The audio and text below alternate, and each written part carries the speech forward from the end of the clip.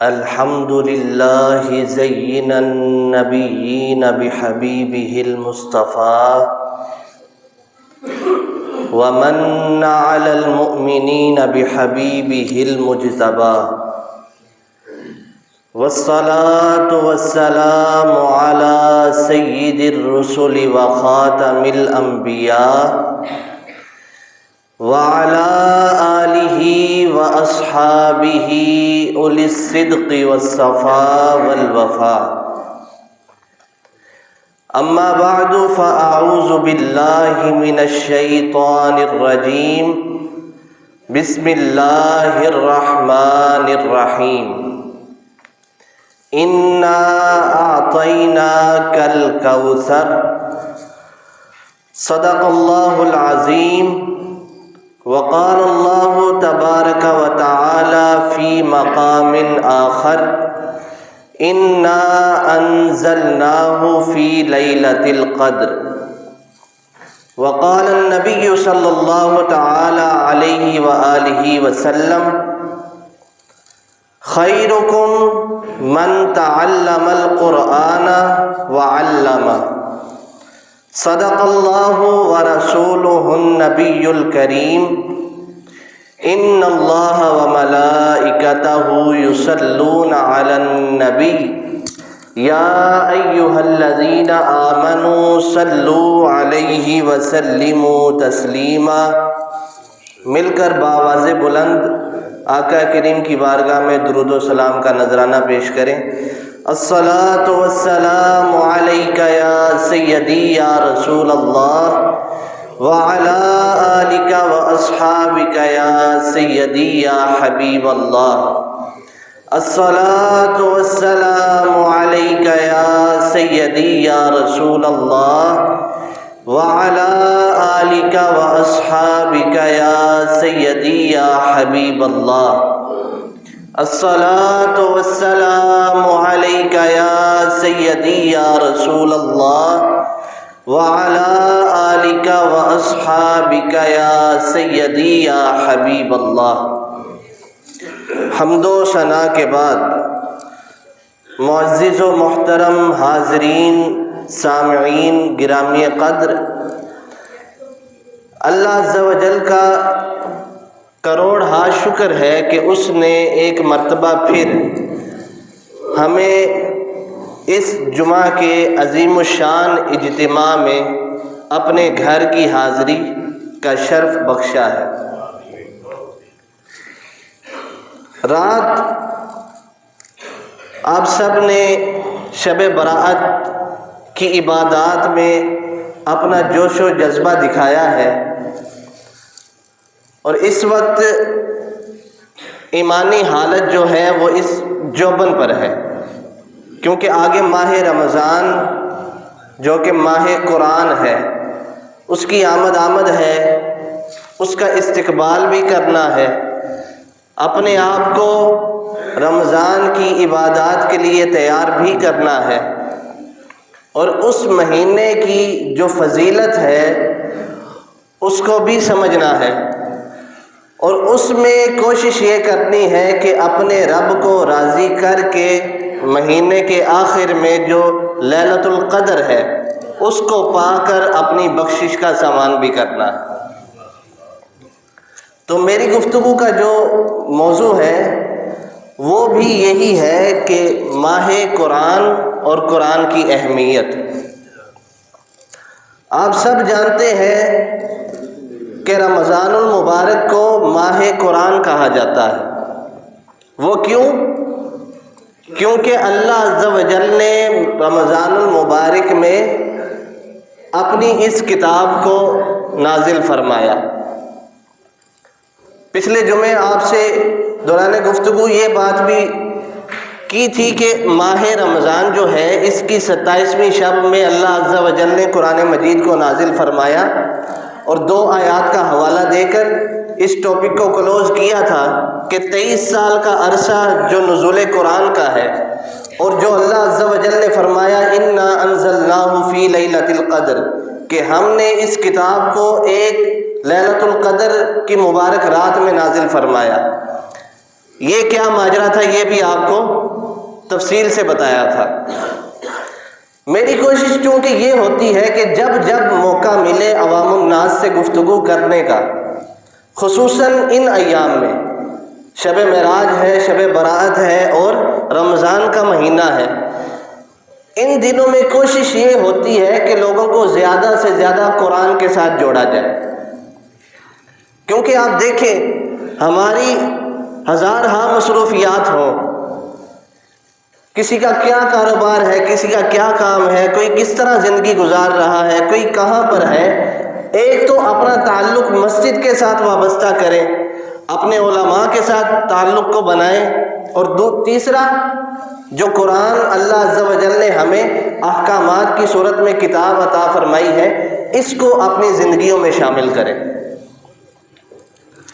تو یہ جو رمضان ہے یہ قرآن کا مہینہ ہے، کم از کم اس مہینے میں تو قرآن فہمی کے لیے ہمیں مجالس اختیار کرنی چاہیے، تاکہ قرآن کا شعور اور قرآن ہم سے کیا کہنا چاہ رہا ہے، ہمارا جو رب ہے جس نے یہ کتاب عطا کی ہے وہ ہم سے کیا توقعات رکھتا ہے، ہمارے اس دنیا میں بھیجے جانے کا جو مقصد ہے عبادت، اس عبادت میں کیا کیا چیزیں شامل ہیں، اس کا تو کم از کم انسان کو پتہ چلے۔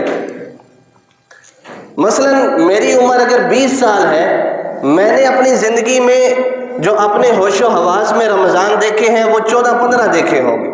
اب ان 14-15 رمضانوں میں لیلۃ القدر بار بار آئی جو قرآن کی رات ہے۔ اب کم از کم اس رات کو قرآن کو سمجھنا اور اس مہینے میں قرآن کو ایک مرتبہ ترجمے کے ساتھ پڑھنا، میں اپنے گریبان میں خود جھانکوں کہ میں نے کتنی بار پڑھا ہے، میں نے قرآن کو کتنا سمجھا ہے، اور ان گزرتے سالوں میں میں نے رمضان کے ساتھ ساتھ قرآن کو اپنی زندگی میں کتنا شامل کیا ہے۔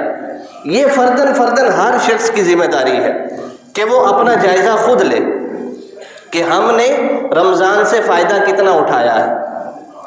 تو یہ بات تو طے ہے کہ ماہ رمضان ماہ قرآن ہے، تبھی تو آپ رمضان میں قیام میں اس قرآن کو مکمل سنتے ہیں، اور عموماً 27ویں شب کو اس کا اختتام ہوتا ہے۔ بہرحال اللہ عز و جل نے قرآن مجید میں بار بار اس کتاب کے بارے میں فرمایا کہ ہم نے اس کتاب کو نازل کیا، ہم نے اس کتاب کو فلاں رات میں فلاں خصوصیت کے ساتھ فلاں مقام پر آپ اے محبوب آپ پر نازل فرمایا۔ تو آپ کو اس بات کا شعور ہونا چاہیے کہ قرآن جو ہے اس کا مقصد کیا ہے ہم پر نازل کرنے کا، اور اس میں اللہ عز و جل نے کیا کیا چیزیں اور کیا کیا احکامات ہم پر لاگو فرمائے ہیں۔ اگر تو اس کے مضامین کو دیکھا جائے کہ قرآن میں اللہ عز و جل نے کیا کیا چیزیں ذکر کی ہیں، تو یہ ٹوٹل 4 حصوں میں تقسیم ہوتا ہے۔ اگر قرآن کے مضمون کے حساب سے حصے کیے جائیں تو 4 حصے بنتے ہیں۔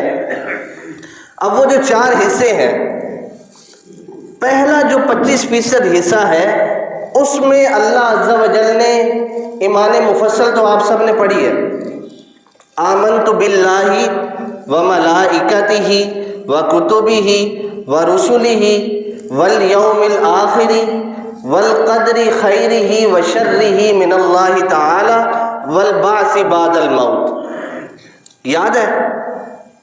اب اس میں اللہ عز و جل نے جو یہ 7 چیزیں ذکر کی ہیں، آمنت باللہ اللہ پر ایمان، وملائکتہ اس کے فرشتوں پر ایمان، وکتبہ اس کی کتابوں پر ایمان، ورسلہ اس کے رسولوں پر ایمان، والیوم الآخر یوم آخرت یعنی قیامت کے دن پر ایمان، والقدر خیرہ وشرہ من اللہ تعالی تقدیر اچھی ہو یا بری ہو وہ اللہ کی طرف سے ہے، والبعث بعد الموت اور موت کے بعد دوبارہ زندہ کیا جانا۔ جو قرآن کا پہلا حصہ ہے اس میں ان 7 چیزوں پر اللہ عز و جل نے دلائل دیے ہیں کہ توحید کیا ہے، رسالت کیا ہے، فرشتوں پر ایمان کیا ہے، تقدیر کیا ہے، موت کے بعد دوبارہ زندہ کیا جانا کیا ہے، آخرت کیا ہے، جنت دوزخ کیا ہے۔ پہلے حصے میں اللہ نے یہ سارا بیان فرمایا۔ دوسرا حصہ اگر قرآن کا 25% دیکھا جائے تو اس میں اللہ عز و جل نے ہمیں تمام تر عبادات کے بارے میں بتلایا کہ تم نے عبادات کون کون سی کرنی ہے، کون سی عبادت تمہارے لیے فرض ہے، کون سی واجب ہے، کون سی سنت ہے، کون سی مستحب ہے۔ نماز، روزہ، زکوٰۃ، حج، یہ جو بھی نفلی عبادات ہیں، صدقات ہیں، فطرانے ہیں، تمہاری نوافل ہیں، مستحبات ہیں، ان کے درجات کیا ہیں اور ان کو نہ کرنے پر سزائیں کیا ہیں، ان کو کرنے کا ثواب کیا ہے۔ یہ تمام تر جو چیزیں عبادات کے متعلق ہیں یہ قرآن کے دوسرے حصے میں مذکور ہیں۔ اور اگر قرآن کا تیسرا حصہ دیکھا جائے 25%، تو اس میں اللہ عز و جل نے پچھلے جو انبیاء کرام گزرے ہیں ان کا اور ان کی قوموں کا ذکر کیا۔ قرآن میں ٹوٹل 23 انبیاء کرام کا ذکر موجود ہے جن کا نام آیا ہے، اور ان انبیاء کرام میں سے جن نبیوں کی قوموں پر عذاب آیا وہ بھی 7 یا 8 انبیاء کی قومیں ہیں جن پر عذاب نازل ہوا۔ تو اللہ عز و جل نے ان کے جو واقعات تھے اس سے مسلمانوں کو عبرت حاصل کرنے کا موقع دیا، اور وہ تمام کے تمام جو قصے ہیں جن کو بیان القصص کہا جاتا ہے اللہ عز و جل نے تیسرے حصے میں بیان فرما دیا سارا، کہ فلاں قوم تھی، اللہ عز و جل نے ان پر یہ احکامات نازل کیے، انہوں نے اللہ کی نافرمانی کی تو اللہ عز و جل نے ان پر یہ عذاب نازل کیا۔ کسی کی بستی کو آسمان کی بلندیوں پر لے جا کر پلٹا دیا گیا، اور کسی کو اللہ عز و جل نے ہوا کا عذاب بھیجا، کسی قوم کو بندروں کی شکل میں تبدیل کر دیا، کسی پر آسمان سے پتھر برسائے، کسی پر کوئی عذاب، اس طرح کر کے اللہ عز و جل نے یہ سارے کے سارے نبیوں کے جو قصے تھے یہ قرآن کے تیسرے حصے میں ذکر فرمائے۔ اور اگر چوتھا حصہ دیکھا جائے تو وہ جس طرح آپ جانتے ہیں کہ ہر بندے کا یہ طریقہ ہوتا ہے، جو بھی بندہ کتاب لکھے گا وہ کتاب کے جو آخر والا حصہ ہے اس میں اس کا نتیجہ لکھے گا، نچوڑ لکھے گا۔ 500 صفحے کی کتاب میں اگر پہلے 450 صفحات پر اس نے اپنا جو ما فی الضمیر تھا وہ ذکر کیا، اس کے بعد وہ اس کے اختتام کی طرف جانے کے لیے سارا نچوڑ بیان کرے گا، اور آخر میں ایک نتیجہ ذکر کر دے گا کہ میری جو ساری یہ بات ہے اس کا نتیجہ یہ ہے، اس کا حاصل کلام جو ہے وہ یہ ہے۔ تو قرآن بھی ایک کتاب ہے، اور کتاب بھی ایسی کتاب ہے جس کے بارے میں اللہ نے فرمایا لا ریب فیہ، اس میں کسی قسم کا شک نہیں ہے، اور قیامت تک آنے والے تمام مسائل کا حل اس کتاب میں ہے۔ تو یہ کتاب بھی فقید المثال اور ایسی ہوگی کہ جس کا کوئی ثانی نہیں ہے، جس کی مثال دنیا میں نہیں ملے گی۔ تو یہ ایک قسم کی رول ماڈل ہے، ہر قسم کے عیب سے پاک ہے۔ تو جو چیز آپ کے ذہن میں آئے گی نا کہ قرآن میں اس طرح ہونا چاہیے، معاذ اللہ قرآن میں آلریڈی اسی طرح ہے۔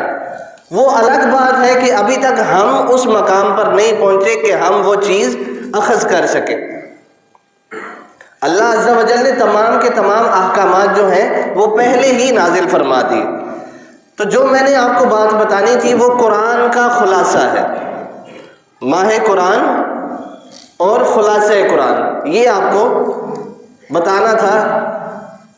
تو ہم میں سے اکثر ایسے ہیں کہ جو اللہ ہمیں توفیق دے قرآن کی تلاوت کرنے کی، جو صرف رمضان میں قرآن کی تلاوت کرتے ہیں۔ تو دیکھیں اللہ عز و جل نے یہ جو کتاب نازل فرمائی، اس کی اگر آپ آخری 10 سورتوں کو دیکھیں، قرآن کی آخری 10 سورتیں سورہ فیل سے لے کر سورہ ناس تک، اس کو آپ دیکھیں تو یہ تمام صورتیں جو ہیں 10 کی 10 اس میں اللہ عز و جل نے اپنے محبوب کی تعریف کی ہے. جو آخری نبی اللہ عز و جل نے دنیا میں بھیجے حضرت محمد مصطفیٰ صلی اللہ تعالی علیہ وآلہ وسلم، ان کی اللہ عز و جل نے بایوگرافی خود لکھی ہے کہ یہ جو نبی میں نے تمہاری طرف مبعوث فرمایا ہے، یہ نبی کون ہے، اس کی اہمیت کیا ہے، مقام و مرتبہ کیا ہے. اللہ عز و جل نے خود بایوگرافی لکھ دی کہ ان پر تمہیں تبصرے کرنے کا کوئی حق نہیں ہے.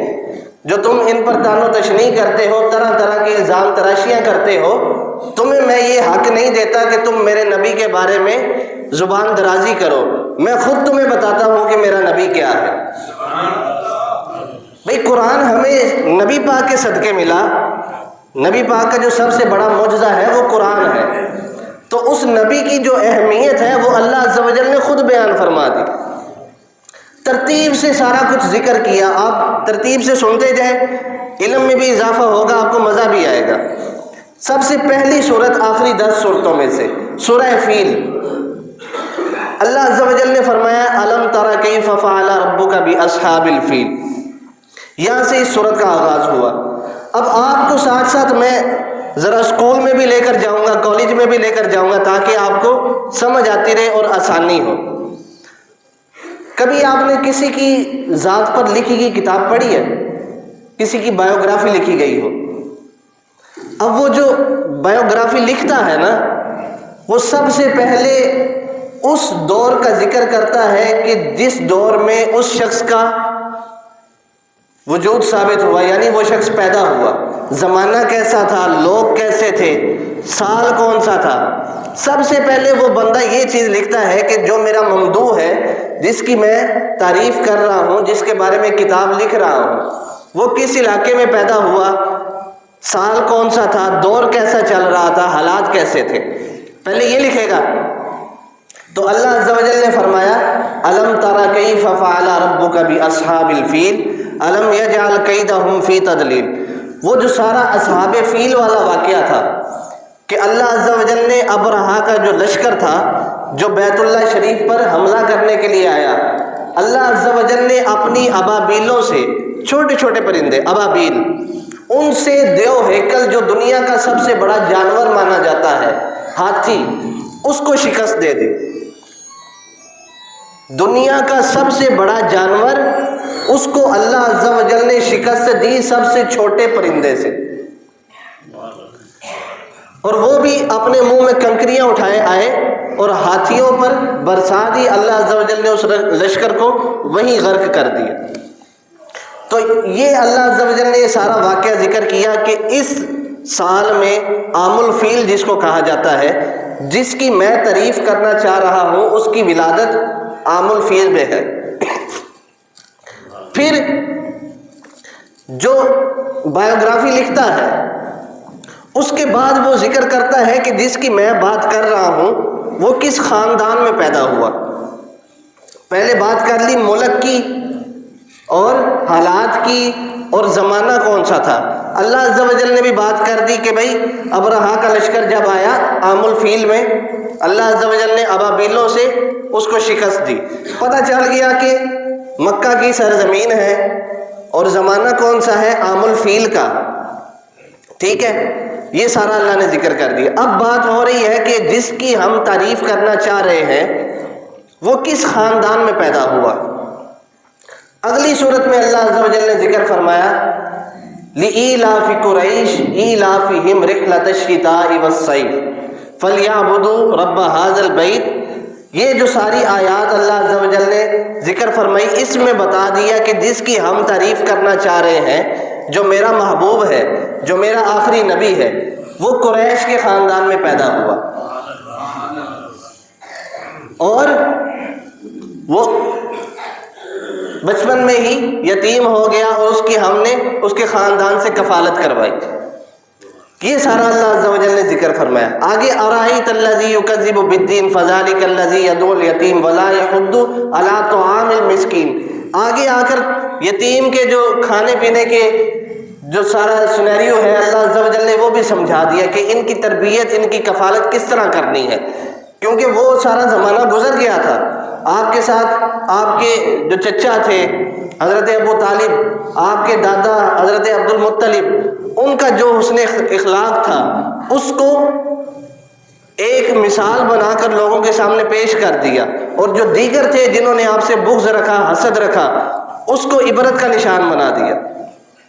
پھر آگے اب بات چلنی ہے کہ جو ہمارا ممدوح ہے، بتا دیا کہاں پیدا ہوا، کس خاندان میں پیدا ہوا، اور بچپن میں یا جو اس کا سٹارٹ اپ تھا اس میں وہ کس سٹیج پر تھا، بتا دیا کہ یتیم تھے، مطلب فائنینشلی یہ ان کی حالت تھی. اب آگے بتایا کہ ہم نے ان کو کیا چیزیں عطا کی ہیں. یہ تو رہی دنیا کی بات کہ جو دنیا کا پروسیس تھا اس میں ان کی حالت کیا تھی. اب اللہ عز و جل بتائے گا کہ ہم نے ان کو کیا کیا شانیں عطا کی ہیں. تو اگلی صورت میں فرمایا انا اعطیناک الکوثر، کہ ہم نے آپ کو کوثر عطا کیا، خیر کثیر. اگر تو یہ کوثر میں بات تھوڑی سی آپ کو بتاؤں، کوثر آپ اسی طرح سمجھیں جس طرح یہ ممبر کی سیڑھیاں ہیں. یعنی آپ نے کسی چیز کی کثرت بیان کرنی ہو نا کہ یہ چیز بہت زیادہ مقدار میں ہے. مثلا میرے پاس بہت زیادہ مال ہے تو میں کیا کہوں گا، عندی مال کثیر، کہ میرے پاس بہت زیادہ مال ہے. کثیر بولا میں نے، تو کثیر ممبر کی پہلی سیڑھی ہے. اگر آپ اس کی اوپر والی سیڑھی پر آنا چاہیں، کثیر کا کیا مطلب ہے، بہت زیادہ. اگر آپ نے اس میں مزید اضافہ کرنا ہے تو آپ بولیں گے کثار، عندی مال کثارا، کہ میرے پاس انتہائی زیادہ مال ہے. اس سے اوپر والی سیڑھی آتی ہے الکوثر، کہ جس میں پھر انتہا کا بھی کوئی درجہ نہیں ہے اور نہ ہی اس میں کمی کا تصور باقی رہتا ہے. تو اللہ عز و جل نے کیا فرمایا، انا اعطیناک الکوثر، اے محبوب ہم نے آپ کو خیر کثیر عطا کیا. اب یہ خیر کثیر کیوں بولا؟ بھئی اگر مال کی بات کی جائے کہ میرے پاس مال کثیر ہے، اب ممکن ہے اس مال سے کسی کا فائدہ ہو اور کسی کا نقصان ہو، یعنی دونوں پہلو پائے گئے، اچھائی بھی اور برائی بھی. کثار بھی بولا جائے تو اس میں بھی اچھائی اور برائی دونوں پہلو پائے جاتے ہیں. لیکن الکوثر ایسا مادہ ہے جس میں برائی کا تصور ہی نہیں پایا جاتا، صرف بھلائی ہی بھلائی ہے. تو یہ خیر کثیر پر اگر بات کریں، خیر کثیر ہے کیا؟ اللہ عز و جل نے آپ کو دو جہانوں کے لیے رحمت بنایا. یہ دو جہان کتنے ہیں، یہ بڑی لمبی بات ہے. تو اللہ عز و جل نے اس صورت میں بتایا کہ جس کی ہم تعریف کر رہے ہیں اس کو ہم نے کیا عطا کیا. اتنا تعارف کروا دیا کہ ہمارا ممدوح کون ہے، محمد صلی اللہ تعالی علیہ وآلہ وسلم. کس زمانے میں، کس جگہ پر، کس علاقے میں پیدا کیا بتا دیا، کس خاندان میں پیدا کیا بتا دیا، بچپنا کیسا گزرا اور فائنینشلی کیا حالت تھی سارا بتا دیا. اب بتا دیا کہ ہم نے آپ کو کیا عطا کیا. اب اگلی صورت میں بتا دیں گے کہ آپ کی دشمنی کس سے تھی، کن لوگوں نے آپ سے بغض رکھا. ظاہر سی بات ہے ایک شخص کو اگر معاشرے میں اتنی عزت و تکریم ملی ہو تو اس کا کوئی نہ کوئی دشمن ہوتا ہے جو اس سے حسد رکھتا ہو. اب اگلی صورت میں بتا دیا کہ آپ سے حسد کرنے والے کون تھے، دشمن کون تھے. کیا صورت ہے، قل یا ایھا الکافرون لا اعبد ما تعبدون ولا انتم عابدون ما اعبد. اس صورت میں بتا دیا کہ جو کفار ہیں، جو مشرک ہیں، انہوں نے آپ سے دشمنی پالی، آپ سے حسد کیا. تو آپ ان سے کیا کہہ دیجئے کہ تم اپنے خدا کی عبادت کرو، ہمیں ان سے کوئی سروکار نہیں ہے، ہم اپنے خدا کی عبادت کریں. اب یہاں پہ بات ختم نہیں ہوئی، آگے بتا دیا کہ اس جو آپ کے دشمن ہیں ان پر ہم نے آپ کو فتح کس طرح عطا کرنی ہے. ان سے ظاہر سی بات ہے جنہوں نے دشمنی کی ہے اس زمانے میں جنگ و جدل بھی ہونا تھا، تو ان پر آپ کو فتح و نصرت کس طرح عطا کرنی ہے. تو اللہ عز و جل نے اگلی صورت میں اذا جاء نصر اللہ والفتح ورأیت الناس يدخلون فی دین اللہ افواجا فسبح بحمد ربک واستغفرہ انہ کان توابا.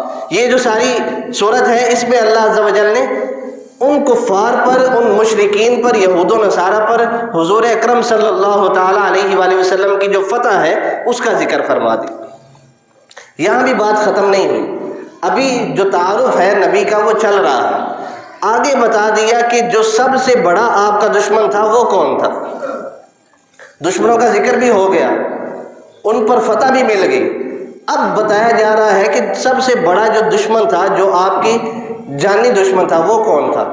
تبت یدا ابی لہب وتب ما اغنی عنہ مالہ وما کسب۔ یہ صورت میں بتا دیا کہ جو ابو لہب ہے اور اس کی جو بیوی ہے، وامرأتہ، امرأتن کہتے ہیں عورت کو، جو اس کی بیوی ہے اس کا آپ کے ساتھ کیا ہے؟ انہوں نے آپ سے دشمنی مولی، آپ کے جانی دشمن ہیں، ان کا ذکر کر دیا اور ان کا جو عذاب ہے وہ بھی ذکر فرما دیا اس صورت میں۔ اب بات اتنی چل گئی، ہمارا ممدوح کون ہے، کہاں پیدا ہوا، کس خاندان میں پیدا ہوا، کن حالات میں پرورش ہوئی، ہم نے اس کو خصوصیات کیا دی، دشمن کون تھا، فتح کیسے ملی، سب سے بڑا دشمن کون تھا۔ اب آپ کے ذہنوں میں سوال اب تک آ جانا چاہیے کہ بھائی یہ تو ٹھیک ہے، دشمنی کیوں، دشمن آپ کے کیوں بنے، جانی دشمن کیوں بنے؟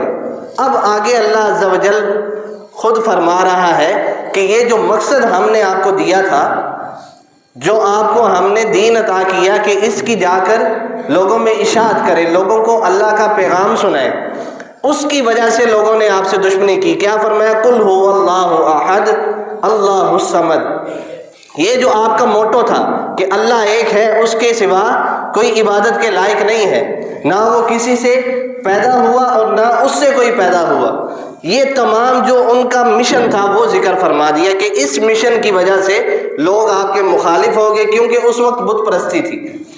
آگے بھی دو صورتیں، سورۃ فلق اور سورہ ناس، اس میں بھی آپ کا مشن ذکر کیا جا رہا ہے۔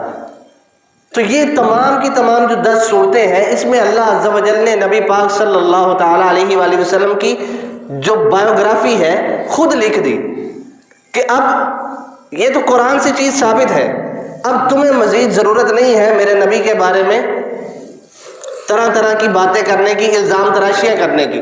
آپ اگر کبھی سیرت کا مطالعہ کیا ہے، آپ کے علم میں ہوگا کہ اس وقت میں نبی پاک پر طرح طرح کے الزام لگائے جاتے تھے، معاذ اللہ آپ کو مجنون، آپ کو جادوگر، ساحر، آپ کو اس طرح کے الفاظ دیے جاتے، اس طرح کے القابات آپ کے لیے استعمال کیے جاتے۔ بعض یہودی جو تھے انہوں نے تو آپ کے لیے معاذ اللہ، آپ کا نام تھا محمد صلی اللہ تعالیٰ علیہ وآلہ وسلم، اور محمد کا مطلب ہے جس کی بار بار تعریف کی جائے، جس کی بار بار تعریف کی جائے۔ لغت کی کتابوں میں اور روایات میں آتا ہے الذی یحمد حمدا بعد حمد مرتن بعد مرتن کرتن بعد کرتن، کہ محمد وہ ذات ہے کہ جس کی ایک لمحہ بھی تعریف کی جائے اور دوسرا لمحہ شروع ہو تب بھی تعریف کی جائے، ایک جگہ بھی تعریف کی جائے اور دوسری جگہ جایا جائے وہاں بھی تعریف کی جائے، ایک حالت میں یا ایک طریقے سے تعریف کی جائے تو پھر دوسرے طریقے سے دوبارہ تعریف کی جائے، جس کی تعریف پر تعریف کی جائے۔ الذی یحمد حمدا بعد حمد مرتن بعد مرتن کرتن بعد کرتن، یہ ہے اسم محمد کہ جس کی بار بار تعریف کی جائے۔ تو اس نام کے مقابلے میں معاذ اللہ یہودیوں نے آپ کا نام رکھ دیا مزمم، کہ جس کی بار بار مذمت کی جائے، کیونکہ انہوں نے سوچا کہ ہم آپ کی برائی بھی کرتے ہیں لیکن ہم ساتھ یہ کہتے ہیں کہ محمد نے ایسے کہا، محمد کو ایسے کرو، تو ہم محمد کہہ کر یہ لفظ بول کر ہم تو ان کی تعریف کر دیتے ہیں، تو انہوں نے معاذ اللہ آپ کا نام بدل دیا۔ تو اللہ عز و جل نے قرآن مجید، قرآن پورے کا پورا حضور صلی اللہ تعالیٰ علیہ وآلہ وسلم کی تعریف ہے۔ حضرت عائشہ نے فرمایا کانا خلقہ القرآن، کہ آپ کا جو اخلاق ہے، آپ کا جو خلق ہے، طریقہ زندگی ہے، وہ قرآن ہے۔ اب جس بندے کی زندگی پوری کی پوری قرآن کے مطابق بسر ہوئی ہو، وہ اللہ کے ہاں کتنا مقرب ہے، اور اللہ کا ہو بھی آخری نبی، جلیل القدر نبی، کہ جو خود فرماتے ہیں کہ میں اس وقت بھی نبی تھا جب آدم علیہ السلام پانی اور مٹی کے درمیان تھے، اور جو سورج کو 2 ٹکڑوں میں سورج کو واپس پلٹ دیتا ہے، چاند کو 2 ٹکڑوں میں تقسیم کر دیتا ہے، وہ سیدھا ہڈیوں کو اپنے ہاتھ میں لے کر ان کو زندہ و جاوید کر دیتا ہے، ایسا نبی اور ایسے نبی نے ان ایام کے بارے میں، یہ جو مہینہ آ رہا ہے رمضان المبارک کا، ماہ قرآن بات آخری وقت چل رہا ہے، رمضان کے متعلق آپ کو تھوڑا سا بتا دوں کہ حضور علیہ الصلوۃ والسلام رمضان المبارک کے اس مہینہ میں خود حضرت جبرائیل سے پورے قرآن کا دور فرماتے تھے۔ جس طرح حفاظ کرام تراویح سے پہلے تیاری کرتے ہیں نا، ایک رکوع اس نے سنایا پھر اس نے وہ رکوع سنایا، اس طرح جبرائیل امین سے دور فرماتے تھے۔ اور بزرگان دین اسلاف کے بارے میں یہ آتا ہے کہ رمضان المبارک میں اپنی تمام تر مصروفیات چھوڑ کر وہ قرآن پڑھتے رہتے ہیں۔ ایسے ایسے ہمارے بزرگان دین گزرے ہیں کہ پورے مہینے میں جو عام حالات میں کیا کرنا، 10 دنوں میں ایک قرآن پڑھنا، سب سے جو چھوٹا درجہ ہے وہ ہے پورے مہینے میں 1 مرتبہ قرآن کی تلاوت کیجئے۔ اس سے اوپر والا درجہ ہے کہ 10 دن میں مطلب 3 عشرے ہیں تو 3 قرآن پڑھے جائیں۔ اس کے بعد والا درجہ یہ ہے کہ 3 دنوں میں 1 قرآن پڑھا جائے۔ پھر اس کے بعد کوئی 1 دن میں 1 پڑھ سکتا ہے تو پڑھ لے، لیکن اس طرح کے بزرگان دین گزرے ہیں کہ جو رمضان میں 30 قرآن مجید ختم کیا کرتے، کیونکہ ختم قرآن کی فضیلت بہت زیادہ ہے۔ آپ 27ویں پہ جو یہاں ماحول دیکھتے ہیں، ہر آنکھ اشک بار ہوتی ہے، وہ کیوں؟ صرف اس کیفیت کی وجہ سے جو ختم قرآن کے وقت اللہ عز و جل کی برکات اور اس کی رحمتوں کا نزول ہوتا ہے۔ اس سے ہر بندہ جو پورا سال مسجد میں کبھی آیا بھی نہیں، اگر 27ویں پہ آ جائے تو وہ بھی رو رہا ہوتا ہے، کیوں؟ اس کا دل اللہ عز و جل نرم فرما دیتا ہے۔ ایسے بزرگ گزرے ہیں پورے رمضان میں 30 قرآن ختم کرتے، اور بعض تو ایسے تھے 1 قرآن صبح اور 1 قرآن رات کے وقت اور 1 قرآن تراویحوں میں، 61 قرآن پورے رمضان میں پڑھتے۔ کیوں؟ کیونکہ قرآن کے ہر حرف پر 10 نیکیاں ہیں، اور ایک نیکی کیا ہے؟ یہ آپ کی آنکھ ہے نا، ابھی جا کر گوگل پر سرچ کیجئے گا اس کی قیمت کیا ہے۔ یہ آنکھ اللہ کی ایک نعمت ہے۔ اس سے انسان، آپ تصور کریں اگر یہ آنکھ نہ ہو تو انسان کی زندگی کتنی مشکل ہو جائے گی، اور اس کے ہونے سے زندگی میں کتنی بہاریں ہیں۔ آپ دنیا کی جتنی رنگینیاں دیکھ رہے ہیں وہ اس آنکھ کی برکت سے ہی ہے، تو یہ اللہ کی ایک رحمت ہے۔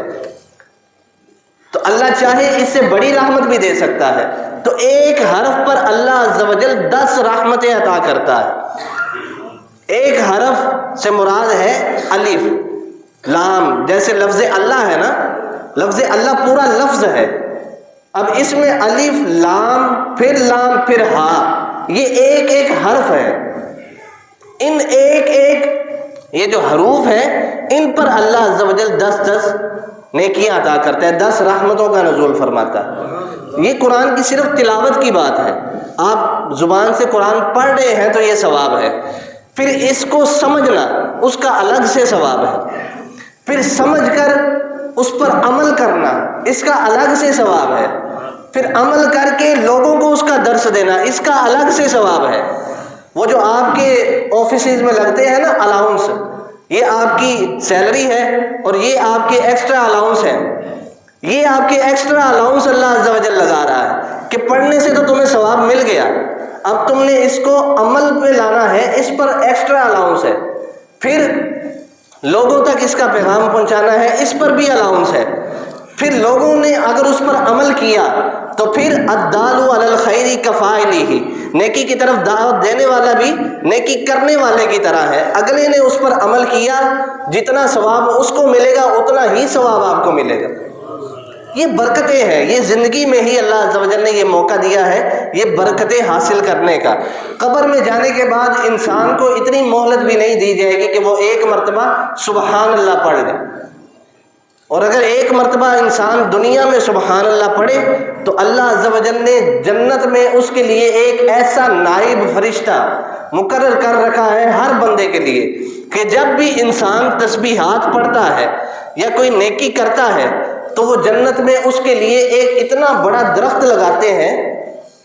غور سے سنیے گا، جنت میں ایک مرتبہ سبحان اللہ پڑھنے سے بھی وہ فرشتہ اتنا بڑا درخت لگاتا ہے کہ اگر اس کی ایک شاخ سے کوا قرآن بھرے تو دوسری شاخ تک پہنچنے سے پہلے وہ کوا مر جاتا ہے. اب یہاں پہ کوے کا ذکر پتہ ہے کیوں کیا؟ کوے کی عمر کتنی ہوتی ہے؟ کبھی سوچا ہے اس بارے میں؟ کووں نے بہت سی جنگیں دیکھی ہیں، عموماً ان کی عمر 50 سے اوپر ہی ہوتی، سینکڑوں سال تک ایک کوا جیتا ہے. تو ایک کوا اڑتا اڑتا جب تک مرتا نہیں ہے، مرنے سے پہلے وہ درخت ختم نہیں ہوگا، وہ کوا مر جائے گا. اتنا بڑا اللہ عز و جل اس کو جنت میں درخت عطا کرتا ہے. تو جنت میں درخت کا مطلب یہ نہیں ہے کہ آپ وہاں پہ کوئی نیچر میں آپ نے اضافہ کر دیا. انسان کی چیزیں وہاں موجود ہوتی ہیں جہاں اس کا گھر ہو. مثلا آپ اپنے گھر میں رہتے ہیں، آپ کے کپڑے، آپ کی جوتیاں، آپ کے کھانے کا سامان آپ کے گھر میں ہے، ساتھ والے گھر میں تو نہیں ہے نا. تو انسان کی چیزیں وہاں موجود ہوتی ہے جہاں اس نے رہنا ہو، جہاں جانا ہو. تو انسان نیکیاں کرے گا، جنت میں اپنا سامان آخرت کے لیے پیدا کر لے گا. اللہ عز و جل علم نافع عطا فرمائے، علم دین سیکھنے کی، سمجھنے کی، عمل کرنے کی اور لوگوں میں اس کا شعور عام کرنے کی توفیق عطا فرمائے. ماہ رمضان کی تیاری کرنے کی توفیق عطا فرمائے. وما توفیقی الا باللہ.